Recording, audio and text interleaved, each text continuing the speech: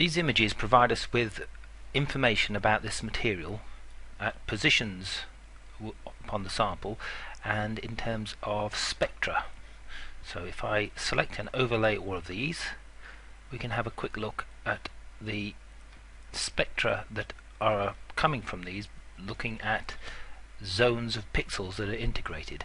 And what we can see here are intensities that are being derived from summing all of the pixels within this box and then expressing them as an intensity as a function of energy. Hence you see a rather discontinuous spectrum. This gap here is because there are no images in this range, so it's just joined a straight line between this end of a nickel region and a carbon 1s region. So we have spectra here. We could look at oxygen in this box or zoom into, let's say, the carbon, and so we can see that we've got respectable spectra being generated here. Now what we're going to do is, rather than rely on summing pixels within a box, we're going to first of all use the outlier filter and apply an outlier filter to this data set. So we're correcting anomalous intensities at this point, and the idea is to then go to a calculation that's going to be principal component analysis noise reduction, and we'll just say we'll put in 8 abstract factors that we're going to reproduce, and the idea is that the outlier filter has removed much of the anomaly in terms of pixel intensities due to noise and systematic errors in these pixels. So when I do predict OS, I'm now reproducing these images by computing 14 abstract factors throughout the entire data set.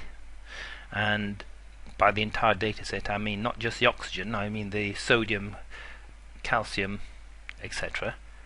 And I'm replacing the images by a linear combination of the 8 most significant abstract factors.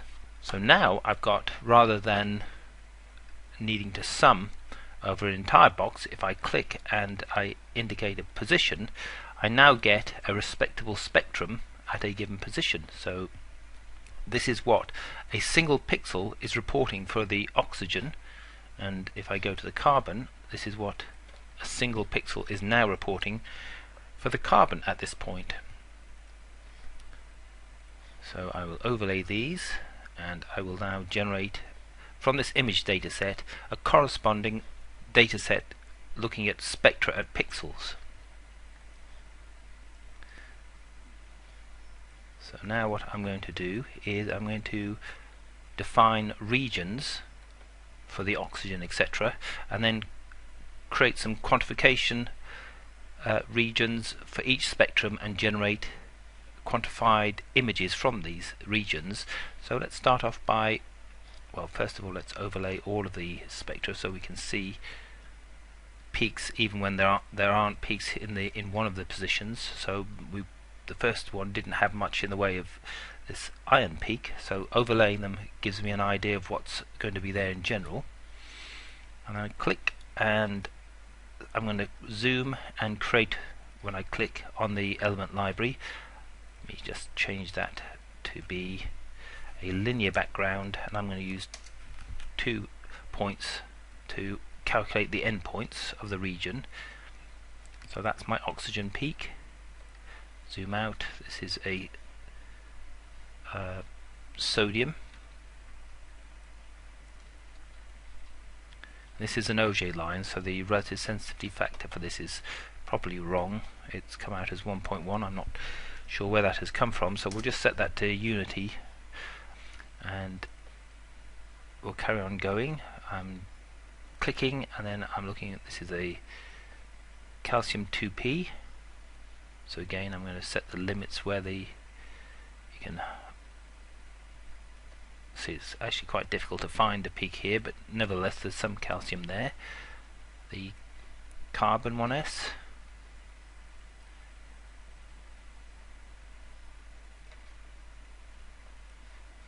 and then I'm going to go for a nickel 3p.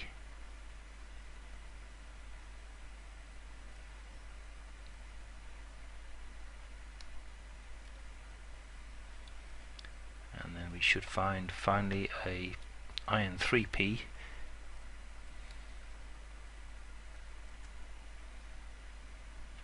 So now I've got regions set up. Let's get rid of the element library.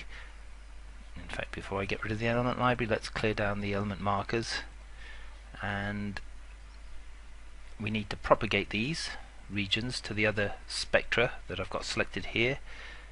So now you can see there are regions and backgrounds defined on all of these. So now I can say convert regions to images, and it's going through the process of calculating for each spectrum at a pixel a set of regions, and then working out the area from these regions, and then if I overlay these areas I can then quantify these images by essentially creating an atomic concentration by taking the percentage area for each one of these scaled by RSF, and I now get oxygen and sodium. There's the calcium, and that one is the nickel. So let's use the nickel one, and we'll set up a color map here which will be able to pick out different pixels here based on the amount of nickel that we've got. So what I'm going to do is I'm going to drag over the full range of these nickel intensities. So it's entered here, intensity 1, intensity 2. I'll make that 6 colors that I'm going to use, and I'll show them as a bicolor, and it'll use histogram equalization. And so it's now set up an image that is going to take intensities from these different colors, which I can then use to sum spectra pixels. So I can now get 6 possible spectra coming out from this lookup table, one for each one of these colors you see here. If I say define, it defines this as my mask. Then I can go back to my original data, and what we'll do is we will take the process data and we'll return it to the raw state. So the intensities that I'm going to sum are all based on unprocessed pixel intensities. So you do a straight sum, which give me an indication of the material. For example, if I look at this area here, that's quite a good one, because it's now showing you that those colors were summed in terms of pixel intensities to produce spectra, where the most extreme in one color sense of the scale has produced mostly nickel, and the other end has produced mostly iron.